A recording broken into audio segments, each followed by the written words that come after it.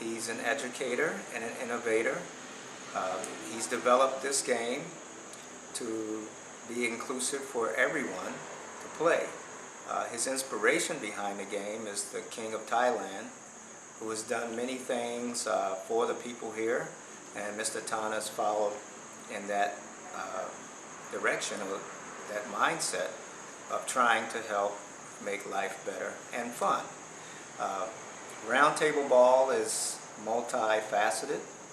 It encompasses King Arthur's court. It uses the planets in the scoring system, and the table is round. The game is fun.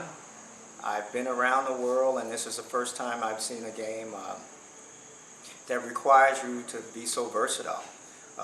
You don't need to be the biggest or the strongest. You just have to have a good imagination and be very alert, because the game is quick and it goes very fast. I hope you'll enjoy it. We'll move on to the scoring now and the table play of actually how the game is played. Thank you. Welcome back. We'll introduce you to the players of the game of round table ball. First, we have earth. Second, we have water. Third, we have wind. And fourth, we have fire. The way round table ball is started, earth serves first, and going clockwise would be water, wind, and fire.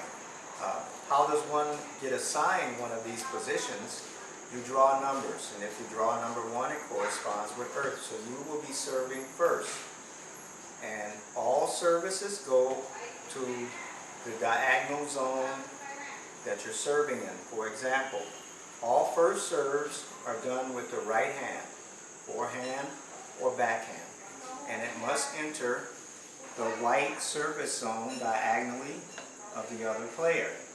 If it goes outside of the white zone, then it's a point for the server and a point is taken away from the receiver.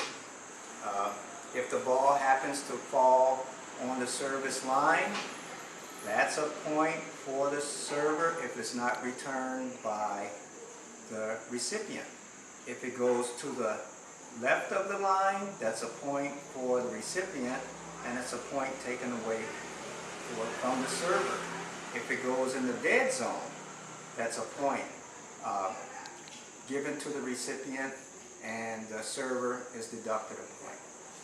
If the ball goes outside of the service zone, that's also a point for the server, and it's a point deducted from. Okay, as I mentioned, earth would be serving first, right hand, and that would be forehand or backhand.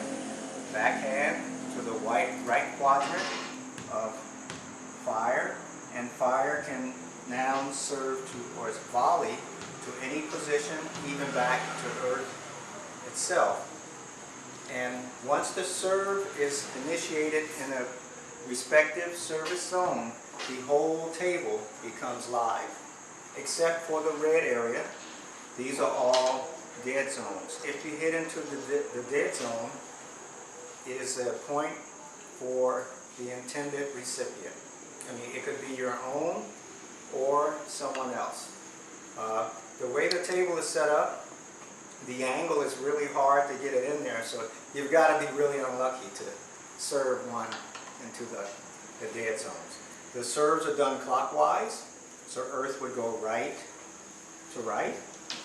Then at the next stoppage of play, earth serves again, left to left, and then it would move over to water, and it continues to go around the table until the game is stopped because of knockout, which means someone has accumulated too many negative points, or until someone reaches King Arthur, where someone has compiled all the positive points. The table itself, when you serve, or actually when you volley, the ball can bounce on your end, it can hit the board and come back, but you then have to volley the ball into another zone. Okay, if it two bounces, 1, 2, then that's a point for whomever volleyed the ball to you, and you'll deduct a point.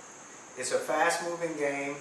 Once the ball is actually served, it can go anywhere. It doesn't have to stay within any pattern other than on serves. Serve right-handed first, left-handed second, and it must rotate clockwise.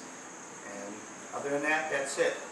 On your serve, if you serve into your own area, that's a point taken away from you, and the intended recipient receives a point. If you serve and the ball hits the net, it's like tennis.